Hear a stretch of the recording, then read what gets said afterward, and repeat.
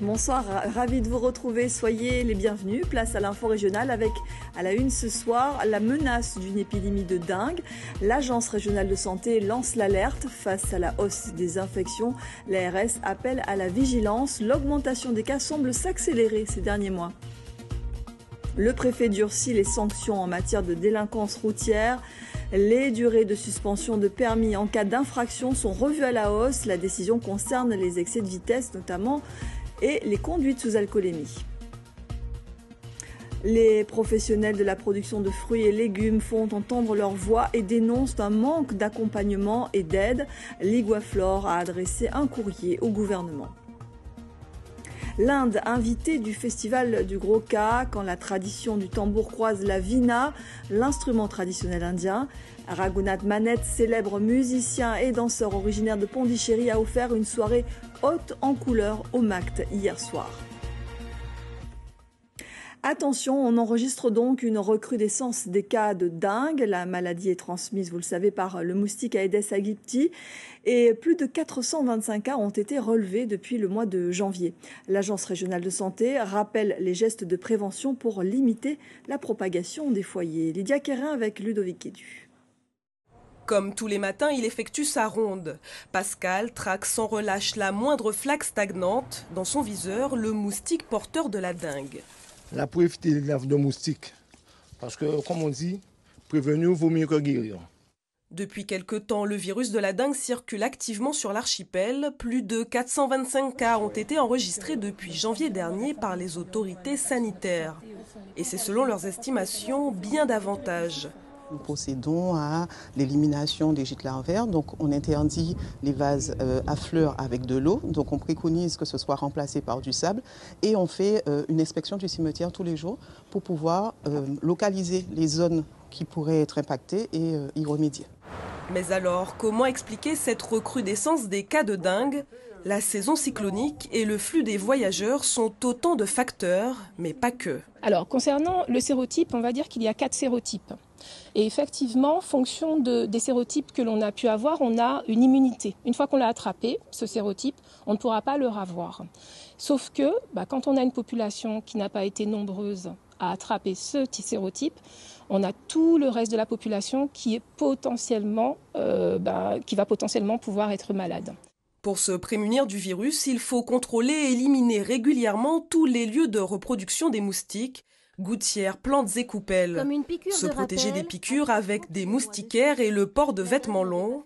Enfin, il faut consulter son médecin en cas de forte fièvre. Des vacances sans accident. La sécurité routière, c'est l'affaire de tous les usagers de la route et les autorités, en cette période de vacances, ont tenu à rappeler l'importance du respect et de la courtoisie sur les routes. Une opération de sensibilisation qui se décline à la fois avec une campagne visuelle et une manifestation qui a rassemblé aujourd'hui à la clinique de Choisy tous les acteurs concernés, autorités, vous le voyez, secours, santé, et puis les représentants du monde de la nuit et également les entreprises du sport. Puis la parole a été donnée également aux victimes d'accidents. Et face à la délinquance routière et à l'augmentation des accidents mortels, les pouvoirs publics réagissent. Le préfet de région a décidé de renforcer les sanctions. Les suspensions du permis de conduire sont revues à la hausse, notamment pour les infractions liées à la vitesse et à l'alcoolémie. Des précisions avec Michael Bastide. En 2022, sur les routes de Guadeloupe, 49 personnes ont perdu la vie. Depuis le mois de janvier, la préfecture a enregistré 25 morts et 250 blessés. Il faut qu'on prenne conscience que la route est dangereuse, que la route, c'est jamais anodin quand on prend le volant, que tout peut arriver et qu'il faut qu'on mette fin à des comportements qui sont plus acceptables. On est dans des situations ici en Guadeloupe, mais comme sur beaucoup d'autres territoires, mais plus particulièrement ici en Guadeloupe, qui n'est pas tolérable. Pour lutter contre l'insécurité routière et obtenir l'adhésion des usagers de la route, le préfet a durci les durées de suspension de permis de conduire. Entre 3 et 6 mois pour conduite avec un taux d'alcoolémie égal ou supérieur à 0,8 g par litre de sang. En cas de récidive dans les 2 ans, la suspension est majorée de 50% ou de 6 mois. Provoquer un accident, refuser de se soumettre ou d'obtempérer, commettre un délit de fuite, c'est 6 mois d'interruption du permis de conduire. En cas d'excès de vitesse de 40 à plus de 60 km/h au-dessus des vitesses autorisées, 3 à 6 mois de retrait du permis, majoré de 50% en cas de récidive dans les 2 ans. La conduite après usage de stupéfiants, 6 mois de suspension. L'usage du téléphone au volant compté 1 à 2 mois de suspension. Également 6 et 12 mois pour une infraction à l'origine d'un accident corporel ou mortel. Le nouveau barème départemental des suspensions de permis est entré en vigueur le 10 juillet. En bref, 3 jeunes de 18, 19 et 21 ans ont été condamnés pour le vol et l'incendie d'un bus à Petit-Bourg. Le bus avait été retrouvé en flammes dans la nuit du 29 au 30 juin, période durant laquelle les violences urbaines embrasaient l'Hexagone. L'un des 3 protagonistes a notamment écopé de 10 mois de prison, dont 5 fermes, avec obligation de rembourser les victimes et d'effectuer un travail d'intérêt général. Et puis, l'ancien directeur des croisières au CTIG a été reconnu coupable d'escroquerie et blanchiment par le tribunal judiciaire de Pointe-à-Pitre. Olivier Michel est notamment condamné à 3 ans de prison, dont 1 ferme, une peine aménageable sous bracelet électronique et 2 ans avec sursis. Il devra aussi verser une amende de 30 000 €. Son épouse, poursuivie pour recel, écope de 6 mois de prison avec sursis probatoire et 10 000 € d'amende. Un constat à présent, les familles monoparentales sont plus nombreuses dans les territoires d'outre-mer. La délégation sénatoriale aux outre-mer et la délégation aux droits des femmes ont présenté leur rapport sur les familles. Stéphane Artano et Victoire Jasmin, les rapporteurs, préconisent notamment de reconsidérer la place des pères dans les politiques familiales. Les détails avec Raël Moine, Massimo Bulgarelli et Emmanuel Gir. Être parent dans les outre-mer. Pour les sénateurs, c'est 5 mois de travail et plus de 120 personnes auditionnées, à Paris, en Guadeloupe et dans les îles du Nord. Ce rapport est le produit des délégations aux Outre-mer et aux droits des femmes du Sénat. Un constat sans surprise, naître en Outre-mer, c'est arriver dans une famille monoparentale, dans un cas sur 2 aux Antilles, c'est avoir une mère de moins de 20 ans dans 10% des naissances, isolée, puisque 66% des enfants ne sont pas reconnus par le père. C'est avoir des parents non francophones à Mayotte et en Guyane, et c'est grandir dans un drôme où 77% de la population est bénéficiaire d'au moins une prestation de la CAF. Aujourd'hui, les modèles, quels qu'ils soient dans nos territoires, se respectent tous. Et loin de la volonté des rapporteurs et des délégations de porter un jugement, bien au contraire, ce qu'on veut, nous, c'est que nos moyens de la puissance publique soient mis à contribution pour aider ces modèles à évoluer au regard des grands bouleversements que nous connaissons. 3 objectifs dans ce rapport. Cerner la diversité et les spécificités des structures parentales, identifier les actions de soutien à la famille et formuler des recommandations. Une vingtaine, comme généraliser les observatoires de la parentalité ou faciliter l'accès aux services au travers d'un réseau à guichet unique dans les maisons France Service par exemple. Nous avons eu à discuter avec Madame Charlotte Cobel, qui est ministre déléguée justement pour la petite enfance et qui a pris une part active, sauf que ce n'était pas encore validé. Donc nous voulons mettre en œuvre les différentes politiques publiques. C'est vrai qu'on est en fin de session, mais je crois qu'il y a une volonté gouvernementale. Le service public de la petite enfance lancé par Elisabeth Borne le 1er juin devrait accroître de façon significative les solutions d'accueil. 5,5 milliards d'euros pour 100 000 places de crèches supplémentaires d'ici à 2027, puis 200 000 de plus à l'horizon 2030 sur tout le territoire national. En bref, on connaît la date du comité interministériel des Outre-mer. Il aura lieu le 18 juillet. A priori, il ne devrait pas y avoir de nouveaux reports. La production des fruits et légumes en Guadeloupe serait-elle mal accompagnée? Les professionnels de la filière estiment qu'ils ne sont pas suffisamment aidés, alors que le gouvernement leur fixe des cahiers de charges très stricts. Ils l'ont fait savoir dans un communiqué accompagné d'une lettre adressée à la Première ministre. Alexandre Ouda, Daniel Quérin. Avec un volume représentant plus de 40% de la production de fruits et légumes, l'Iguaflore est l'un des principaux acteurs de la filière en Guadeloupe. Une interprofession qui regroupe l'ensemble des métiers qui interviennent dans cette filière et qui se dit aujourd'hui indignée face aux décisions du gouvernement qu'elle estime irrespectueuses de refuser leur demande de revalorisation des aides et d'accompagnement. On a un discours qui est tenu au niveau national, qui est celui effectivement de dire qu'il faut produire plus, mieux, mais en même temps avec moins. Et ça, on ne sait pas faire. Et donc, à l'heure où on parle de souveraineté alimentaire, où tout et l'ambition nationale et la souveraineté alimentaire est au centre du débat, on se rend bien compte que le discours qui est tenu et les faits qui sont faits sont en pleine contradiction. Selon l'Iguaflor, la quasi-totalité des charges des agriculteurs a considérablement augmenté sur les 4 dernières années.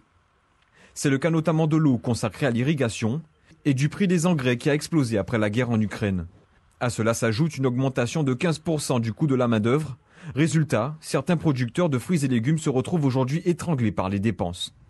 Les agriculteurs ne peuvent pas vendre leurs produits plus chers. Il y a d'autres produits qui arrivent de l'extérieur, de la Caraïbe, à des prix défiant toute concurrence. Donc, en fait, tous ces hausses de coûts de production ne peuvent pas être répercutés sur le prix de vente. Autrement, on aurait des fruits et légumes qui ne pourraient pas être achetés par nos consommateurs. C'est pas le but, au contraire. Donc voilà, donc je pense qu'il faut jouer sur l'accompagnement des agriculteurs, mais surtout sur les aides, notamment au niveau des organisations de producteurs, qui sont en gros des coopératives qu'il faut soutenir.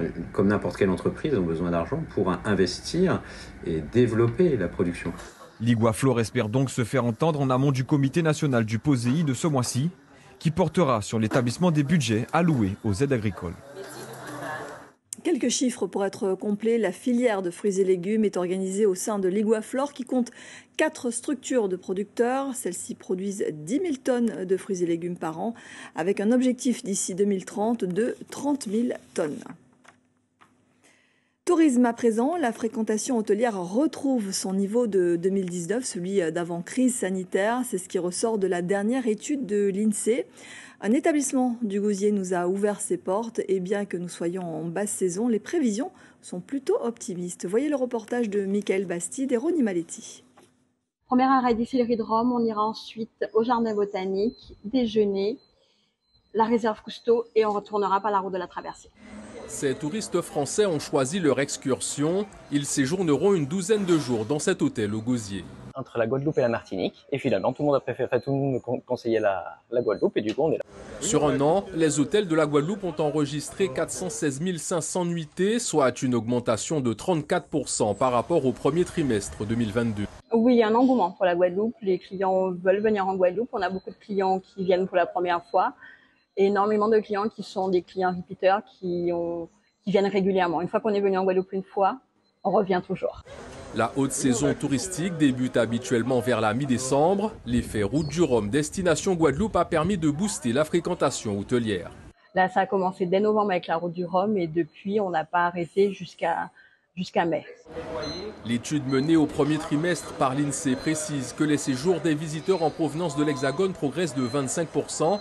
Ceux en provenance de l'étranger, européens et américains de près de 89% et que la clientèle d'affaires est 2 fois plus nombreuse. Le directeur de cet établissement corrobore les conclusions de l'Institut national de la statistique. La fréquentation des hébergements hôteliers retrouve son niveau d'avant la crise sanitaire. Oui, je confirme, et même un peu mieux même. Donc on était très contents de cet après-Covid. Alors on a vu énormément de Canadiens.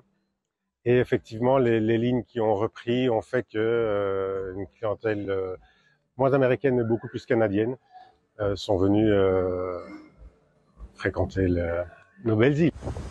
En juillet et août, le taux de remplissage de cet hôtel de 285 chambres avoisinera 50 à 75%. En haute saison, c'est plus de 90% de fréquentation. Et de 4, Grand Port Caraïbes remporte une nouvelle victoire d'étape du Traditour. L'équipage a fait toute la course en tête entre Terre de Haut et Capesterre-Belle-Eau. Une arrivée sur la plage de Roseau, suivie du canot L'Ordinaire, barré par Hugo Tellier. Et en 3e position, surprise de Karl Chipotel. Grand Port Caraïbes creuse l'écart et reste en tête du classement général. On écoute le vainqueur du jour. On a un bateau qui marche pas mal cette année, on est content. On a un bon équipage aussi, ça faut le préciser, l'équipage il fonctionne méga bien, c'est trop bien. On a de nouvelles voies qui fonctionnent pas mal aussi, et on prend de bons départs, enfin aujourd'hui c'était pas ouf mais ça va. On se rattrape pas trop mal, on passe 2 à la première bouée. Après on a du vent frais sorti de la baie des Saintes, fallait se battre pour avancer. Là il n'y a pas de tactique, c'était de la vitesse pure qu'il fallait avoir. Là sur on n'est pas trop mal. Devant Trois-Rivières il y avait 2-3 bords à faire, je pense qu'on fait des choix pas trop mauvais.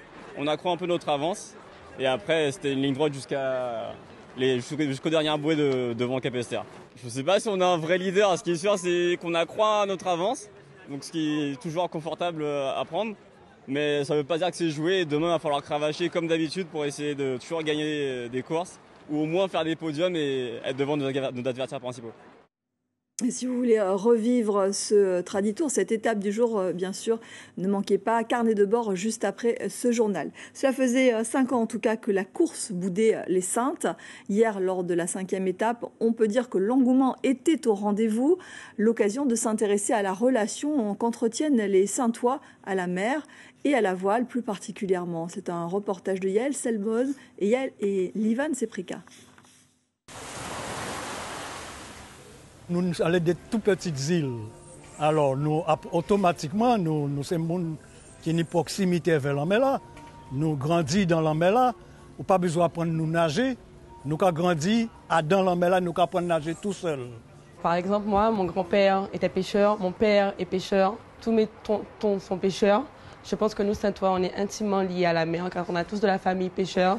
Sur l'archipel, une relation intime lie les Saintois au monde de la mer. Une vie insulaire qui a toujours été rythmée par les marées. À l'époque, pas ni débouché, pas ni commerce, pas ni rien. C'était la pêche qui était en tête. L'économie à les Saintes, c'était la pêche.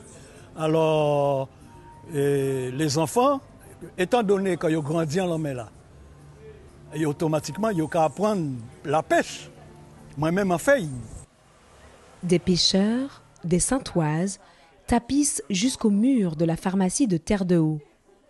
Olivia revendique cet héritage marin. Je pense que c'est important en fait, parce que c'est l'économie de l'île, la pêche, déjà pour commencer, et je pense que c'est ce qui fera toujours vivre notre île. Une île qui a vu naître Philippe Petit, fabricant de voiles. Cet enfant du pays est un pionnier de la voile traditionnelle et un témoin de l'histoire. Nous, les Saintois, on a hérité de la pêche. Toutes nos connaissances de pêche, c'est un peu les Caraïbes qui nous ont laissé ça, parce que les Saintes étaient habitées par des Caraïbes. Et les engagés après, donc les Européens qui sont arrivés après, en même temps que pendant l'époque de la colonisation, ont ramené les techniques de construction un peu plus modernes, comme les bateaux bretons avec des membres et des bardages et tout. Donc les Saintois, les engagés, on a commencé à construire des Saintoises aux Saintes, et après ça s'est répandu sur la Guadeloupe, et c'est M. Forbin, le papa Forbin, qui a été un des premiers constructeurs en Guadeloupe. En 2002, le premier tour de voile traditionnel de la Guadeloupe voyait 3 équipages saintois embarqués sur 7. Philippe Petit, lui, était déjà présent lors de la 3e édition. C'était une régate aux Saintes. Ça, c'est Johan. Johan, c'est 3e tour de la Guadeloupe, c'est un peu les premiers bateaux traditionnels. C'est la Saintoise, quoi, on va dire. Et là, c'est qu'un équipage, c'est que des jeunes de Terre-de-Haut. C'est difficile pour nous, en même temps, d'être ici et de faire les régates. Il faut s'entraîner maintenant avec les poids dans le cou. Il faut s'entraîner tous les samedis en Guadeloupe avec d'autres bateaux pour maintenir la compétition, quoi. Aujourd'hui, le manque de structure et l'absence d'un club de voile sur l'archipel est devenu un réel handicap pour continuer à faire perdurer cette passion de la voile qui faisait battre le cœur de l'île. On en profite pour saluer nos amis de Terre-de-Haut et Terre-de-Bas. Direction la Martinique à présent, qui vit au rythme du Tour cycliste depuis plusieurs jours. Et aujourd'hui, ce fut une belle victoire pour le Martiniquais Edwin Nubul, qui remporte au sprint la 6e étape chez lui, au François. Le résumé de Christophe Arnerin. 27 à s'aligner sur la ligne de départ à Sainte-Luce pour la 6e étape longue de 117 km en direction du François. Thierry Rago de l'Espoir cycliste du Cossais attaque après avoir remporté le point chaud au couteau à Sainte-Luce. Mais l'échappée de courte durée, c'est Anthony Roselli du Vélo Club du François qui reprend la tête de course. La jonction est faite dans la côte en direction de Morneau-Blanc. Ils sont secs en tête. Lucas Baldinger, Anthony Roselli, Josué Debourg, Laurent Néror, Yanis Agricole et Jocelyn Delumeau. À la faveur de l'escalade, c'est Archie Cross qui rejoint le groupe de tête, alors qu'on se dirige vers le point de montagne de niveau 3. À l'image du maillot jaune, c'est dans la descente, en direction des Anses d'Arlay, que les coureurs tentent de reprendre les minutes perdues dans la côte. Mais pas le temps de se reposer que se présente le second obstacle, la côte de Galochat. Au sommet, un bain de foule réparateur pour les premiers. notamment Laurent Néror du Mana Bikers qui trouve les ressources pour décrocher un second point de montagne devant Archie Cross du Vélo Shield. À Rivière-Salée, 3 hommes quittent le peloton et se mettent en chasse. Mickaël Laurent, Mickaël Stanislas et Dylan Jacques. En direction du Saint-Esprit, regroupement en tête de course, ils sont 7, avec notamment Norman Latouche. Ils ont 1 minute 43 d'avance sur le peloton du maillot jaune. Après 2 heures de course dans la plaine franciscaine, une dizaine d'autres coureurs effectuent la jonction en tête de course. Ils sont désormais 25. Avec l'arrivée du dossard 50, Guillaume Gaborieux du Team Energizer, 2e au classement général, mais aussi le dossard 70, Eddy Michel Calémar du Mana Bikers, et le dossard 111, Edwin Dubul du Vélo Club du François. Le groupe de tête accentue ses efforts, et à cet instant, il compte 1 minute 39 d'avance sur ses poursuivants. À l'arrière, le maillot jaune, le Guyanais Dylan Will est en danger. Il est esselé, il ne peut lutter contre l'écart qui se creuse. Au sprint, c'est Edwin Dubul de VCF qui s'impose à domicile en 3h09 secondes. Guillaume Gaborieux franchit la ligne avec 1 minute 54 d'avance sur Dylan Will et décroche le maillot jaune des épaules du Guyanais avant le départ de la 7e étape. Voilà, à revoir également le magazine du Tour de la Martinique en fin de soirée sur notre antenne. Musique pour terminer, l'Inde était à l'honneur hier soir au MACT à l'occasion du spectacle de l'artiste multifacette Raghunath Manet, invité dans le cadre du festival de Groka. Il était accompagné de la danseuse Swati Manet. Il a enchanté la salle avec la musique et la danse du Bharatanatyam. Un concert où le Ka s'est exprimé aussi avec les frappes du tambouillé Djokael, mêlées au son de la Vina, l'instrument traditionnel. Je vous laisse apprécier ces images.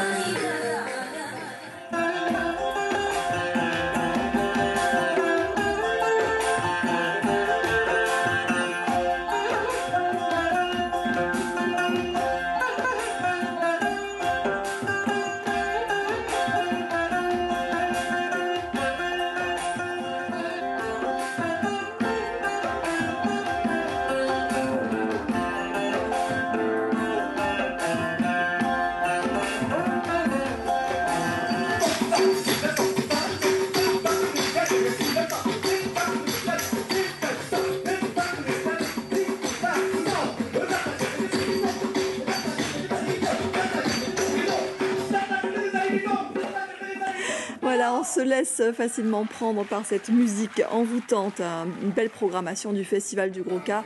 Vous avez rendez-vous d'ailleurs ce soir à Sainte-Anne.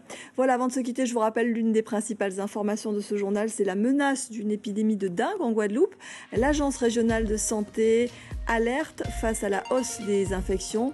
L'ARS appelle à la vigilance. L'augmentation des cas semble s'accélérer ces derniers mois. Demain, retour de l'info, 6h en radio, vous serez avec Pascal Pétrine, 19h30, Ludivine Guiollet-Oulac. Je vous dis à bientôt. Merci, très bon début de week-end à tous.